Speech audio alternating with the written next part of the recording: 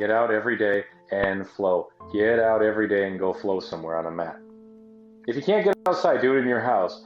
But what that will do for your mood, your purpose, your breath, your flow, your connection, do it every day. Every day, as I said earlier, if we don't do it, we get very cranky. We get very upset all the time. Yes. Welcome to the Behind the Fitness podcast, where we interview the world's most motivating and successful fitness trainers, instructors, and coaches to inspire people to be their very best every day. Thanks for joining me today. I'm your host, Ted James. Now let's get going.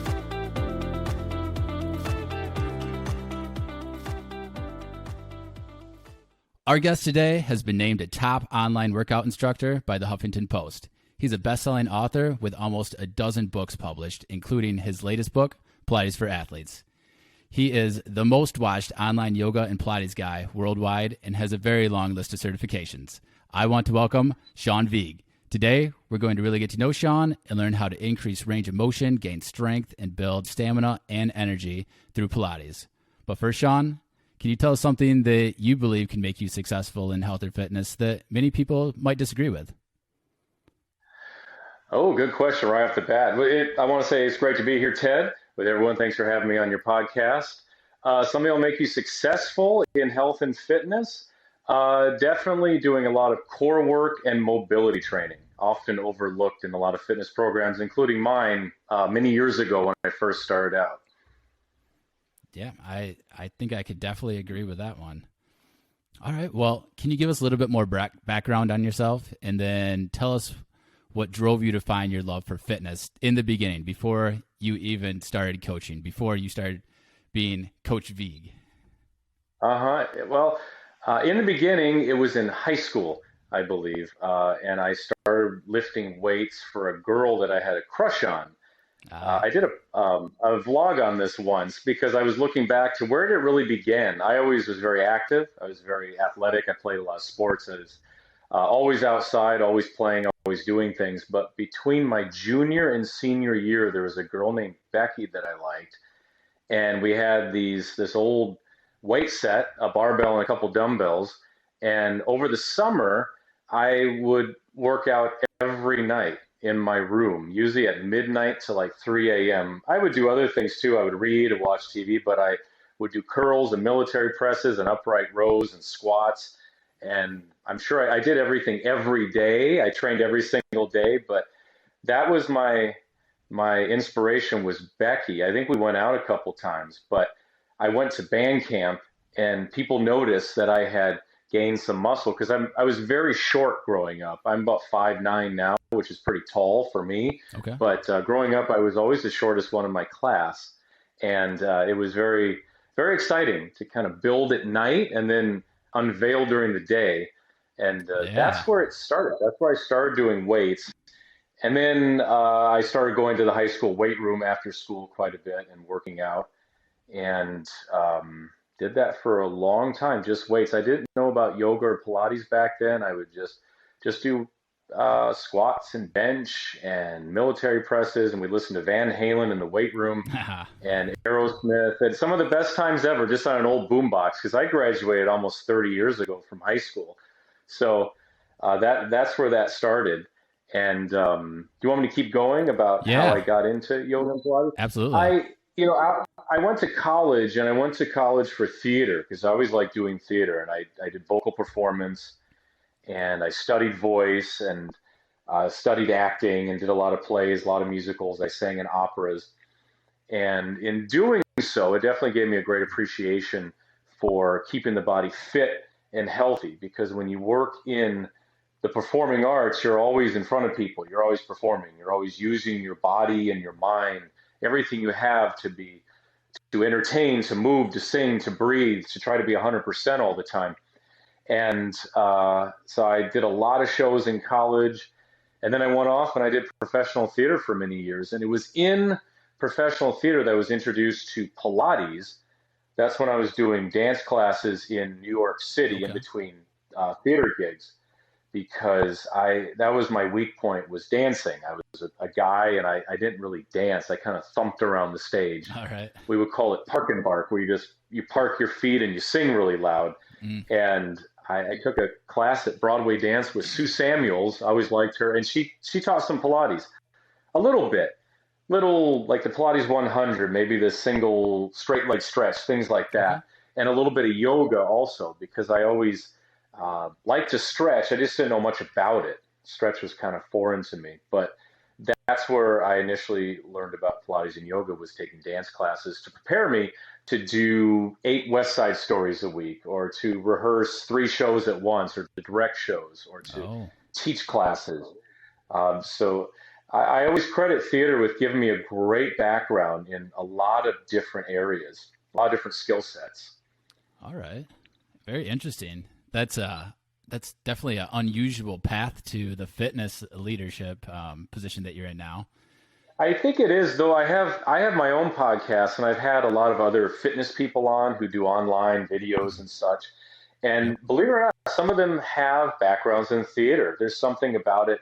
You learn how to breathe, you learn how to speak well, you learn how to enunciate, you learn how to have a through line with what you're doing because any show you do has an arc to it.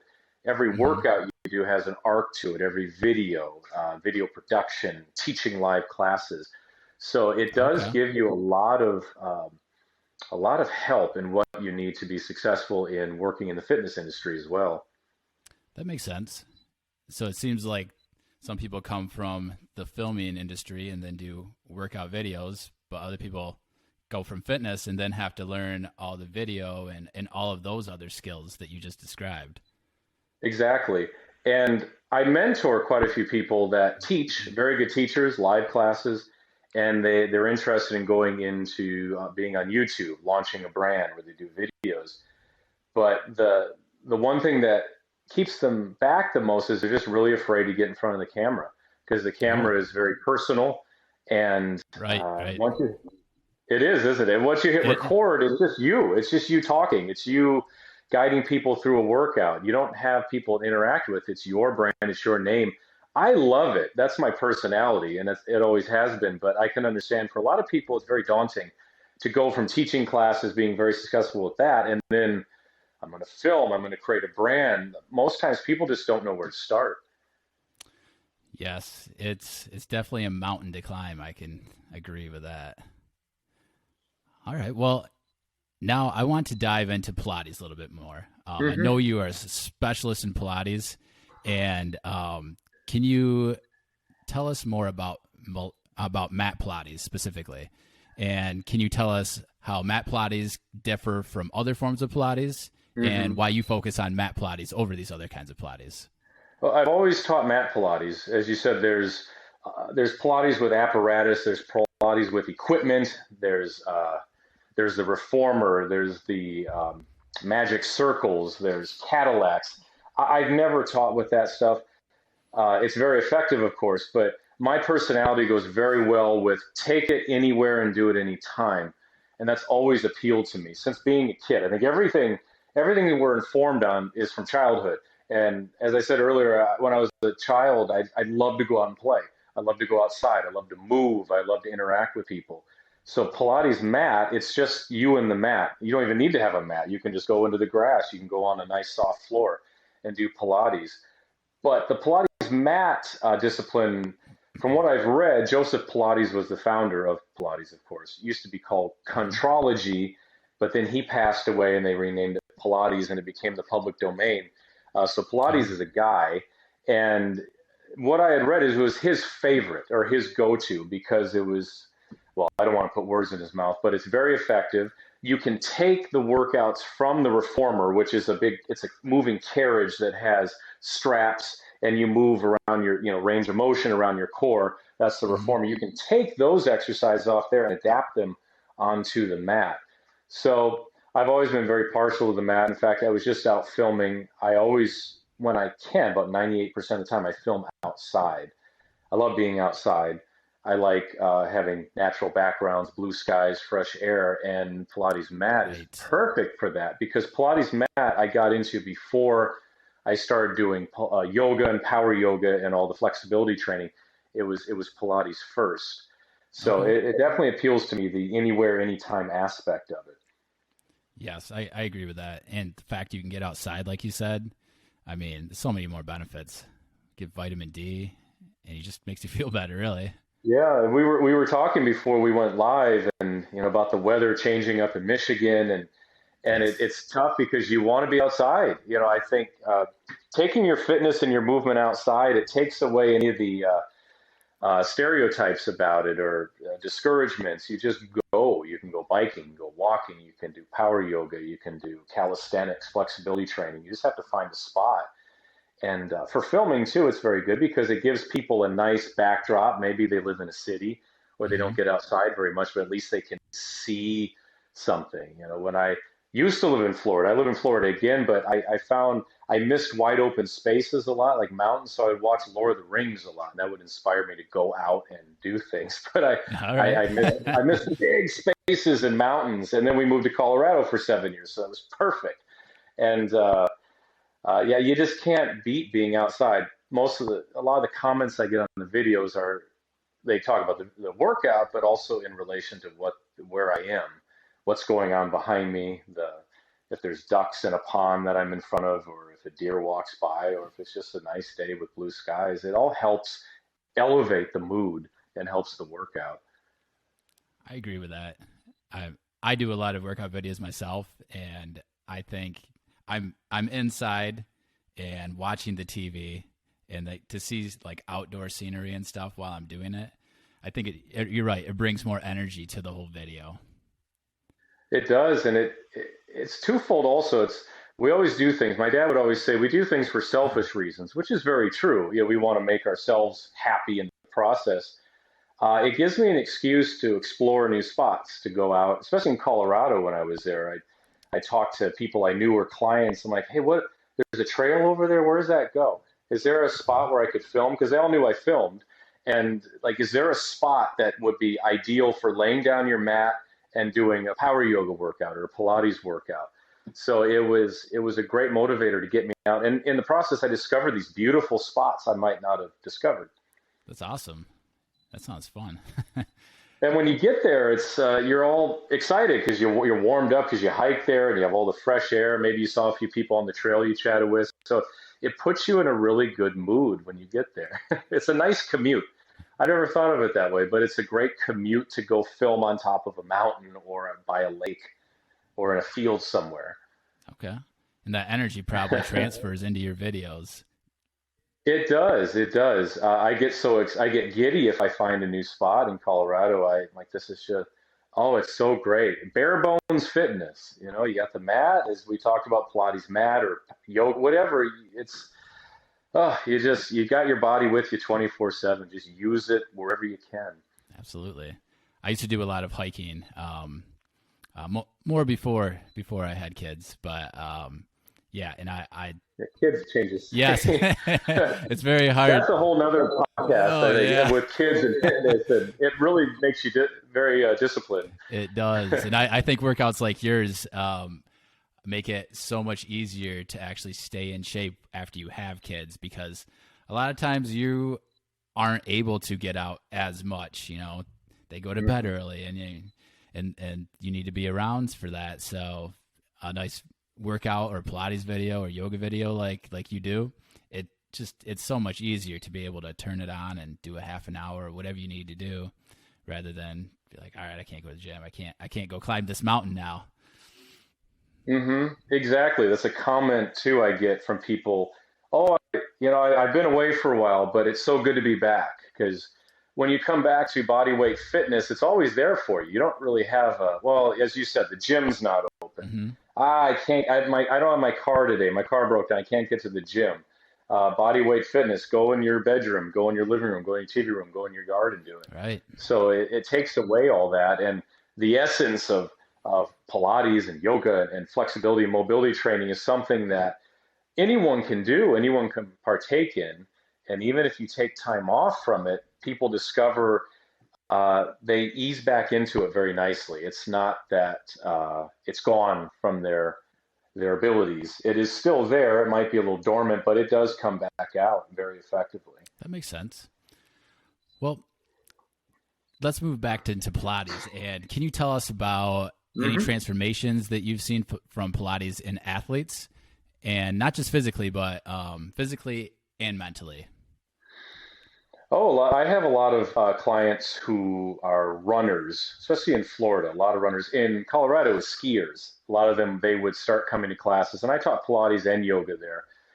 But Pilates is a system of exercises that it's from your core. It's all about working the abdominals, lower back, hips, and glutes. And everything you do in Pilates emanates from the core and it moves outward, like the trunk of a tree. Joseph Pilates called it your girdle of strength, your center of strength. So, you want to hit the core first because that's the foundation, that's the center, that's the nucleus of your power, of your movement, and then it spreads outward. So when I get, and athletes are a very varied crew. I'm an athlete too, and I have weaknesses, usually just what I'm not working on. But, when you get athletes in the Pilates classes, Pilates is, I talk about the core, but it's a system of movement. It's constant movement. So it's dynamic stretching, it's dynamic mobility, it's total body balance and control. So the biggest pushback I think they get with it initially is just the flexibility and mobility component. Tight hamstrings, tight hips, tight quads, tight lower back. And the way Pilates works your body as a whole, I mean, you start from the core, but your entire body is involved in every single movement. Um, it's a very unique and powerful way of training. So I say, if you do Pilates for a year, you take 6 months off, and then you come back to it, your body will remember it. It remembers that way of moving. I believe we're designed to move in that kind of fashion. But the responses are very varied as far as athletes go. But the biggest one is the increased range of motion, increased movement. The core, of course, is working hard, but uh, if you put your body through different kinds of angles and a lot of rotational flexibility and rotational power, which is essential for any athlete or anybody, but it's done in Right. such a balanced way in Pilates. I want to get on the desk here and demonstrate. When I talk about these things, I'm like, no, here, let me show you one. I've done a lot of videos that I talk, I'm like, here, let me show you, because that's what it is. You want to get, if I was showing you how to repair a car, I'd want to get in there. Here, let me show you how to take that belt off. True. And, Right. so Right. Well, I get if you excited about it, but it's all in the movement. It's all in the movement. I can talk for hours about it, but unless somebody does it, it doesn't make much sense. That's why out there, if you're out there, you need to go see Sean's videos and see exactly what he's talking about. He does a Yes. great job of explaining it all in his videos too. If you haven't Oh, seen thank them you, Ted. yet, Yeah, and I explain the way through it. It's the movement, and you always want to explain everything because you want to do the right form. You don't want to waste all your time and energy not doing the correct form because it hurts your own body, and you could get injured, and then you just get discouraged. You don't want to do it again. right? Do you have any specific stories of people that have seen any transformations from Pilates? Any clients you had? Oh, I have anyone who does Pilates with me will have a transformation. My latest book, which you mentioned in the intro, Pilates for Athletes. Yep. The whole intro is about how when I was doing a show down in Coral Gables, Florida, at the Actors Playhouse, I was doing Fiddler on the Roof, and I was the Russian in that show. And long story short, there's a Russian dance. You ever see those where they pop down and pop up? Oh yeah. And I severely hurt my lower back. This was Oh. back in 2004, I believe. Yeah, 2004. And I had never had an injury like that. I had been very fortunate, and I was out. I was hunched over for over a week. I didn't really know what to do back then. This is before I had done any kind of Pilates or yoga, anything like that. I just had powered through. Maybe a core workout was just doing some crunches now and then. I really didn't understand that. I was pretty young, so I didn't feel that. I didn't think I had to do that much down there. Yeah. But anyway, I was injured and I got some massages. Nothing really helped, but that's when I discovered Pilates. That's when I started doing it. I attended some classes here in Orlando at a gym I eventually started to teach at, and it was amazing. I had never trained like that before. I had never used my entire body in a workout in a flow like that, even though I had done theater for a long time. I had done bits and pieces, but to do a full 60 minutes or a half hour like that, it Hmm. definitely rehabbed me a lot, and it got me back up to where I needed to be, and it was a great life lesson because I had not been training that way up till then. For most of us, it takes some kind of incident like that to get us on a better track, the fork in the Right. road, and like, well, okay, I'm just going to keep hammering away. But as the years click by, you want to train smarter. You want to train more efficiently because you want to keep doing the things that you enjoy doing and do them effortlessly. So Absolutely. that was it for me. That's how I discovered Pilates. Okay. Well, Mm. off from that, I want to dive in and know more about you and if there's any other fork in the road. So, are you able to tell us a moment in your life where you were at your lowest, and what did you learn from being in that place, and how did you overcome it? Oh, Lois. Well, I think it's 4.5 years ago I lost my dad. Um, that was pretty low.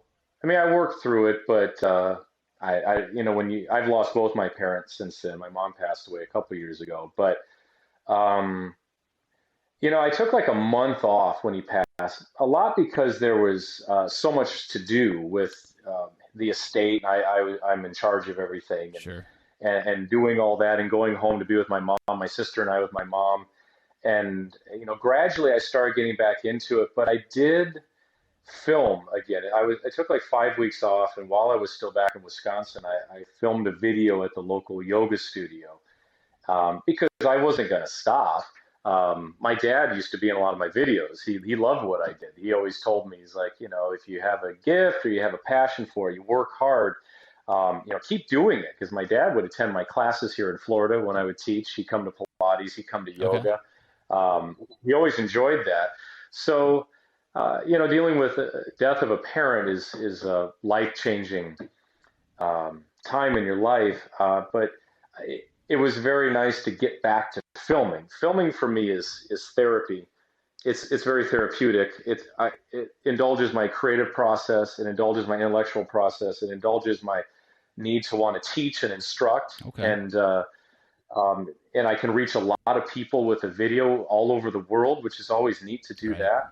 that. So, I go back, of course, I go into prayer. I do a lot of prayer and meditation, and I film. And it definitely was a low point, and it's supposed to be, but I knew I would continue on and keep going. And it definitely informed me a lot more in my teaching and the urgency in which to, get out there and keep working and keep expanding what I'm doing because I know my dad loved it, and Right.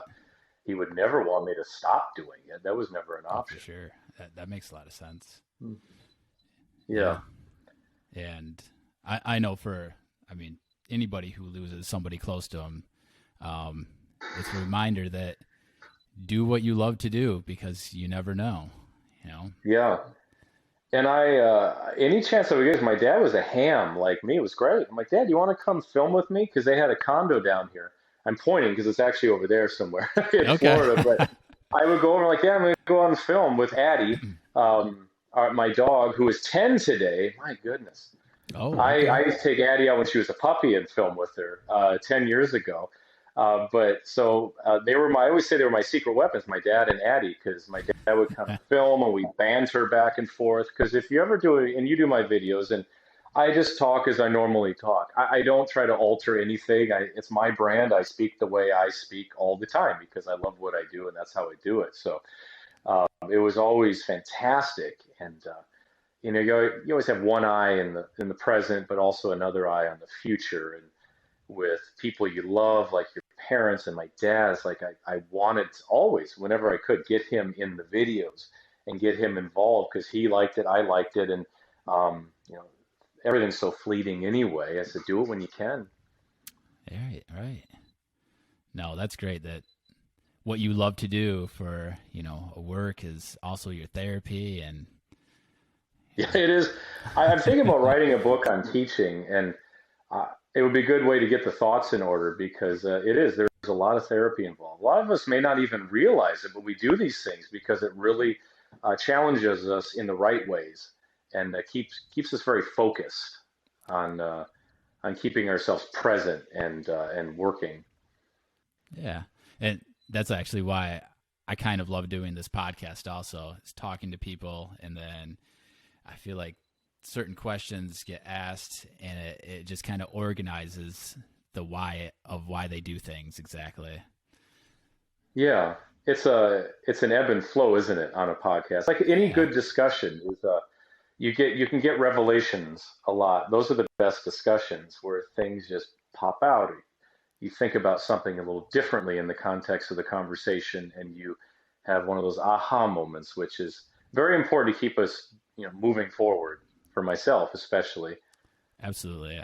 I have a lot of aha moments on this podcast because I'm able to Hmm. ask kind of questions that get those aha moments, and then I'm like, wow, I never thought about it that way. That's a great piece of advice.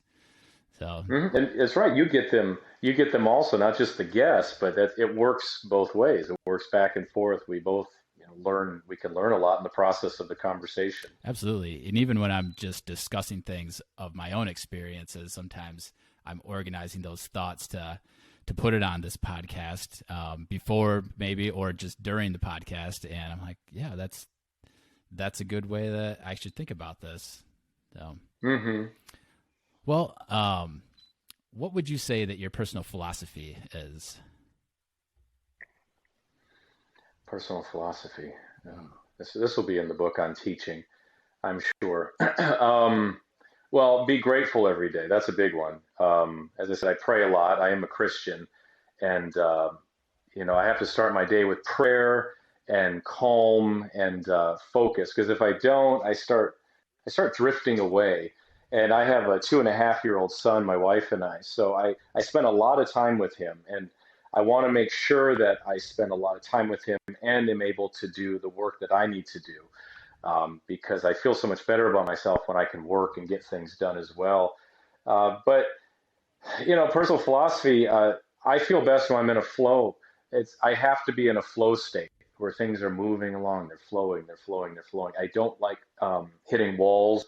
I, I have a hard time when I don't know what my schedule will be for the day. If things keep popping up, that can throw me off. Hmm. So I like to be in a flow state. It's the same thing when I'm working out or filming or writing or teaching. It's always a flow. It comes back to theater and music. You have to have the through line and the flow, or it doesn't work. It doesn't make any sense. So for me, I would, work on that flow. There's a whole great book I have. I think it's in the other room or maybe on the bookshelf, but it's called Flow.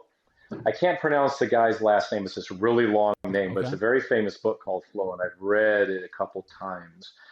And it's about attaining the flow in life, the flow in your mind, the flow in your body. I have to have that, or I get really frustrated. I get very frustrated. You never see it on camera because when I'm filming and teaching you stuff, I'm in the flow, so you never see That it. makes sense. That makes sense. Unless somebody's interrupting me when I'm filming, that could annoy me. But then you just move on. Yeah, I can totally relate to that. Um, you hit walls, and yeah, you can get frustrated. But I think that's why schedule is really important. Like you said, I on Sunday night, I'm like, all right, what's the schedule for this week? Make sure I got all my goals in order, which days I'm going to do which ones, who I'm going to be talking to, and all of that. Hmm. So I agree with everything you said for sure. How many podcasts do you do a week? Um, Usually around three, two or maybe Hmm. two, some weeks. Um, Hmm. but yeah, that's about it. But it's a lot of after the fact things that go on and before, so it keeps me busy. It's always, you never want anyone to know what happens behind the scenes or backstage. That's the goal. Yeah, You just want, you want the product and what you're doing out there to be fluid and effective and powerful. But none of us should ever know what goes on behind the scenes. That's the point a lot. You don't know what happens. You just see the finished product. Like a great movie has so many issues in getting it made, but you don't need to know that. You just know the movie's great. right, right. Well, I before we move on, I have to ask you what's your favorite movie? I know you're a huge movie buff. Oh, I do enjoy. Well, I enjoy good movies. I think the movie I've watched more than any other is the original Star Wars from 1977. First movie I saw in the theater. Maybe the most movie that's influenced me the most. When I was a kid, I wanted to get into cinematography because of those movies, models and stop animation. I used to do a lot of filming with that with their old camcorder. Okay. I got to say, Probably the original Star Wars. Still go back to that where Luke's looking off over the plains and the music swells. Still just gives me goosebumps. Yeah. It, as I get older, every year that goes by, things like that become more and more effective. They become more and more powerful. I like Mm, that. The more you watch it, the better it seems to get. It's like a great song. The more you listen to it, the more you want to listen to it. So right, right. I would say Star Wars. There's a lot of movies out there, like Laurel and Hardy, the two guys behind me, have some of the greatest comedy movies ever. And I do appreciate a good movie quote. It's not just for entertainment, it can be very effective, actually. It can stay with you Mm-hmm. throughout the day. And as you said earlier, it can make you look at something differently that you hadn't seen before. Hmm. I think it's great for bonding also. You know, you tell a friend a Yes. movie quote or something and Yeah. takes you back to a I time. funny, that's what I look for. Yeah, in social situations. I despise small talk. I can't do small talk. I'm so bad at it. And but if you can get a Seinfeld quote or just like a Zoolander quote or something fun, it's you're right. It's an immediate bond Yes. over something because you both know the movie, you both know the lines, the situations, and the characters, and it's a great I kind of throw out lines sometimes of at a party to see if I can. It's like I'm fishing. I'll just say things to see if somebody will respond. And if they don't, it's so disappointing. Like, oh, come Uh, on, this is from The Simpsons. What are you doing? And yeah, I'm casting. I'm fishing for somebody who has a sense of humor. Because again, I can't. Oh, I can't do small talk. Oh, I have such a hard time with uh, it. yeah, I do that sometimes too. Usually my go-to is Dumb and Dumber. Oh, that was one of my mom's favorites. Dumb and Dumber has like 100 great quotes. Yes, it's like the whole movie's just great quotes. And totally redeem yourself. I've said that a lot. And I'll say it in a video, and what's that from? Comment below because it's fun to get that energy in there Oh from yeah, a fun scene or something. for sure. It's a great way to probably connect with your audience, like you said. Yeah, the last I did a 30-day morning yoga challenge. That was in July and a little bit of August. In every video, I did a random question, which was fun. Sometimes movie related or anything like what body of water are you the closest to right now? Mm, And it's questions like that help people feel more engaged with the instructor and with the video and with the audience that's doing it. And it was really good. I need to do more of those random questions because you could say, "What's your favorite exercise?" And I don't know. I don't want to answer that. Or right, where right. are you? Where are you in the world? I've asked that a lot. That's always interesting, but it gives people a chance to really think about something. What's your favorite workout song? What's your how many pillows do you have on your bed? Things like that. Yeah, it's more dynamic. These Hmm. people are just so dynamic. So, all right. Well, you're talking about challenges. Next question is, what do you do when your mind tells you to stop and not go work out or not do that yoga class or Pilates class or not do the thing you should do to better yourself? Oh, that's great. Because you'll beat yourself up later for it if you don't do it. Once in a while, I'm just tired. I'll go upstairs and take a nap. Once in a while, like, okay, Sean, take a nap. Or if, well, now with my son, because I watch him for a big portion of the day. I don't watch him. We play together and do things. Hmm. But so when I do have like my friend Taylor came over and she's watching Dane right now. And so it's like, yes, let's go film and let's do the podcast. I usually don't have a problem with that anymore. If I have 2 or 3 hours, it feels like I have a whole day almost. Like, oh, what do I want to do? I want to do all these things. As you said, you have two children. I have one, so you Yes. have double. The challenges. I guess I never want to call my son a challenge at all. I love him to pieces, so it's a Right. blessing anytime I can be with him. But sometimes Daddy has to go. He needs to work and he needs time to really compose these thoughts and stuff. But Right. if I really have a hard time, as we just talked about, I'll put on a movie that gets me going, or I'll turn on some music. Um, that's usually the best thing. You put on a good movie and have a cup of black coffee and go. But even then, sometimes you get to the gym, you're like, ugh, But once you get moving, once you get flowing, you got to get that flow going. Whether you walk for a while or start just doing some planks or some core work on the mat. Once you get the blood flow going and stuff, then you're right back to where you need to be. Oh, for sure. But if you're sitting a lot, then you're going to jump up and go work out. It's tough. You're taking your body from one totally sedentary situation to movement and interaction and breathing and dynamics and stuff. So um, it's not really motivation. It's more just you can't function without it. If I don't train, if I don't do these things, I am miserable. I'm just a miserable wretch if I can't do it. It's like not eating healthy. I'm miserable. I I agree. I am that way too. It's balance. I mean, you need Yeah, activity to go with when you're not active, and you need to hang out with your kids sometimes, but also you need to be productive in other ways in your life so you can have that balance. And if it's not there, then you're not good at either one of them usually. exactly. Well, you can get too comfortable with one, right? And then Yes. like if you do, um, that's why if ever I'm really sore or tight from a workout or something, the last thing I want to do is just sit. It's like, no, go for a long walk. Keep moving because that's a great way to work through that soreness and it helps to alleviate it with blood flow. But I Right. wouldn't want to just, oh, I'm just going to rest all day. It's like, no, I'm going to go out and do things. I want to be active. I just want to kill myself, at the gym, something like that. Yes. But, uh, yeah, but my son and I, we go to the playground and we run around. And of course, being a fitness instructor at playground on a jungle gym, there's bars. So I do pull ups and we talk about pull ups and we talk about fitness and we talk about boxing and kicking and things like that. And it's so amazing just to watch him because he just goes. All the kids just fly around everywhere. I It's what know. the adults are all trying to attain, but the kids do Yes. it, boom, like that, effortlessly. Yes. They do. It's like it's hard to keep them sitting still. That's like the hardest thing. I know they don't want to. If they are sitting still for a while, it's like, what's wrong? Are you sick? What's wrong with you? You should be running around and playing and doing things and throwing your Hmm. toys around even after I tell you not to. And but the Yes. playgrounds are great because I even go down the slides, which aren't as comfortable at 47 as opposed to when you were 7. Like you really go down these slides, Dane, but uh, Over and and over it's fun again. over and over. He doesn't really want me to. He's like, Daddy, you go on this. I do it once. I'm like, that's enough, Dane.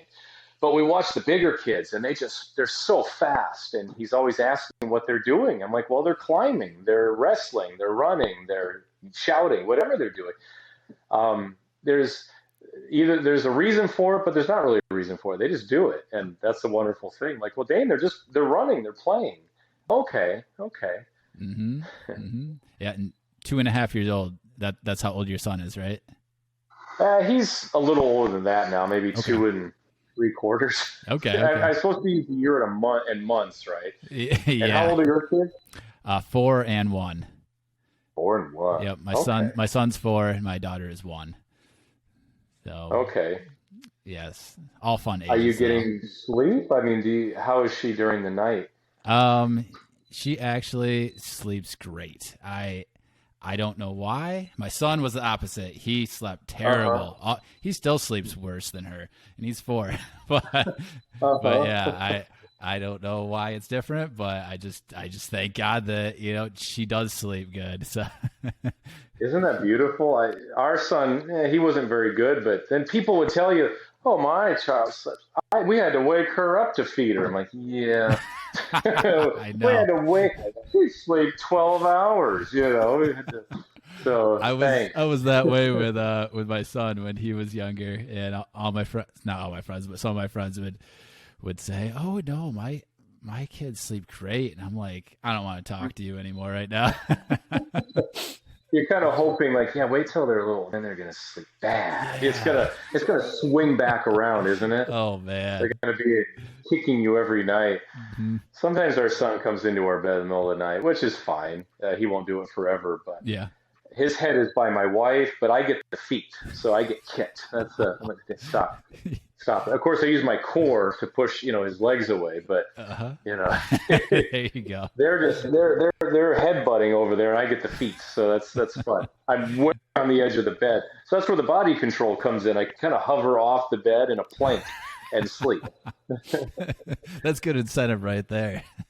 That's right. Oh, okay, good. And Oh man. But it doesn't last forever. I embrace it as much as I can. It just goes so quickly. You're just trying to hold on to it in the weirdest way. I agree. The days, some days are long, but the years seem like they just fly. Hmm. Hmm. Well, this is the last question that I ask at the end of every podcast, and this is the change the world question. If you were able to pick only one short message sent completely anonymous to every person in the world, and they would really listen and take it to heart, what would that one message be? One message. Well, being a Christian, I always say pray, you know. But if for fitness aspect, I would say get out every day and flow. Get out every day and go flow somewhere on a mat. If you can't get outside, do it in your house. But what that will do for your mood, your purpose, your breath, your flow, your connection, do it every day. Every day, as I said earlier, if we don't do it, we get very cranky. We get very upset all the time. Yes. And then when you learn, I tell people, what you learn from me, share it on. Be disciples, for fitness and stuff. Share it on. Go work with other people, because we always think people know these things. They don't. A lot of things I don't know. I need people to teach them to me. Right.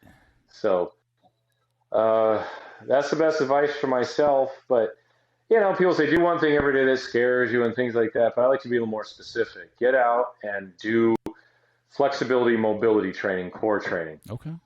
From where I am right now, that's the best thing I can offer people as far as my skill sets. Like get out there and do it. I'll show you how to do it if you want, but get out and do it. Absolutely. Yes. I've never had someone that was in a good mood at the beginning of a class or workout finish in an awful mood. I've never had that happen. I've taught probably over about 10,000 live classes. I've filmed probably about 8,000 videos. So I've never heard it. Maybe it's happened, but someone who takes the journey, does the run, goes through the class, I've never said, "Oh, that sucked. I was in such a good mood. Now I hate myself." After doing, I've never heard that. I don't think that's how the body works. It's just it just doesn't function that way. It's yeah. And over the course, I've had thousands and thousands of beginners come to my classes, the live ones, and it's always been so great to watch them. I'm like, look, you don't have to do. Well, of course, you can't do things you can't do, but you practice, you're consistent. And it's a very different way of feeling and moving and breathing and looking at life if you've only done different kinds of disciplines, if you've never done Pilates, yoga, power yoga, that kind of stuff. The minute I can get someone in there who's never done it, it's such a different way of moving and looking at health and fitness. And usually people say, why didn't I do this earlier? Why didn't I start doing this earlier? It's like, well, you're here now. Do it now. I started later too. After an injury, I started doing it. Not that I still don't get tight and have, speed bumps along the way, but I know how to manage them much more effectively now. Yes, I can relate. I didn't get into yoga or Pilates until after I had an injury, and kind of like you were saying earlier, you used to work on strength training a lot, especially when you were younger. Mm-hmm. And I think that's what a lot of guys do. They focus on strength training and not flexibility or core strength as much. It's about a lot of curls. But yeah, and I love strength. I always, don't get me wrong, I totally endorse strength training. I do it about 3 times a week, but to what you're saying is very true. Very true. You have to get it well balanced. Yes. How did you, when you were injured, did you go online? Is that what got you online to YouTube videos? I've done videos before that, but that's how I started. So I already knew these resources were available with videos, but so I hurt my back doing a CrossFit workout. I was really heavy into CrossFit, which I still love those workouts also, but I didn't have the balance with the strength training and the flexibility and all that. So after that, that's how I started going online and just doing yoga videos. It was mostly yoga videos, but then that translated into Pilates also. Mm-hmm. Yeah, I've kind of switched it, my philosophy, where the foundation of my fitness is the core strength and flexibility training, and everything branches off in that. When that's on point, then I can squat better, I can bench better, I can do the classic strength training better, or any other variations, kettlebells, battle ropes, pull-ups. I love pull-ups, but if my core strength and flexibility is effective and I have elasticity and pliability to my body and a strong center, everything else is enhanced through that. So I always keep that as the basis. And if I don't do it and I just focus on strength training, all of a sudden, you start, these imbalances start to pop in because it starts getting out of this area and the range of motion. It gets into just isolated areas. And I mean, the body's an amazing thing. How this might hurt, but it's actually something happening in your hip. I don't know. Things that Yes. It reflects onto other areas of your body. I used to have these discussions with my massage therapist in Colorado. Like, no, it's really not that. It's that you're tight down here. Your hip is turning in, or you don't have the strength in your inner thigh, and it's going out. So it's if I can stay balanced on the mat, everything else can fall into place. And that makes sense. And how would you say that falls into sports in athletics then? I mean, with being balanced. Can you talk about that? Well, bodyweight training is great because, in sports, you have overuse injuries. In baseball, if you're a pitcher, you're always doing the same kind of movements. If hockey, basketball, you favor sides of your body. What's nice about Pilates and yoga is it works both sides evenly all the time. So it's a balanced approach. It's great to energize you. It's great to maintain you. It's also great to rehab you if you have an injury or you need to take rest days. They're very effective because you go at your own pace. You're watching a video, you might want to follow them, but if you know enough about Pilates or yoga, you pick and choose. In my books, I do that. It's like pick and choose these exercises. Here's a list, but ultimately it's in your hands. It's what you need to do. You can do it by yourself or through your physical therapist or your coaches. But it's something that will always be there for you when you need it. It will meet you where you need it to be. Okay. Yeah. All right, Sean. Well, can you share with us how we can connect with you, and then, of course, how we can pick up your latest book, Pilates for Athletes, and then we're going to say goodbye. Sure. The best way to connect with me is through my videos. So on YouTube, look up Sean Vigue Fitness. V is in Victor, IGUE, or as I say, Vogue, but with an I, Sean Vigue Fitness. And the books are available wherever books are sold, but Pilates for Athletes, go to Amazon and type in Pilates for Athletes book, and you'll see it there. Pick that up. I've really been pushing. My last two books is Pilates for Athletes. The one before that was Power Yoga for Athletes. They're paperbacks and digital. And I've been pushing those, especially for Christmas and the holidays coming up. They make great gifts, great stocking stuffers. And some people might like, oh, great, you gave me a fitness book. But I write them in such a way that they're perfect for anybody, a seasoned athlete, an elite athlete, or a total beginner. That's something I've worked hard with my teaching, is to make it accessible to everyone, so you don't just get frustrated and never come back, but that there's always a level people can work at. So check the books out, grab them, share them on. All right. Well, after the show, head over to behindthefitness.com.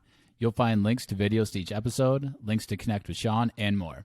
And of course, definitely check out Sean's newest book, Pilates for Athletes.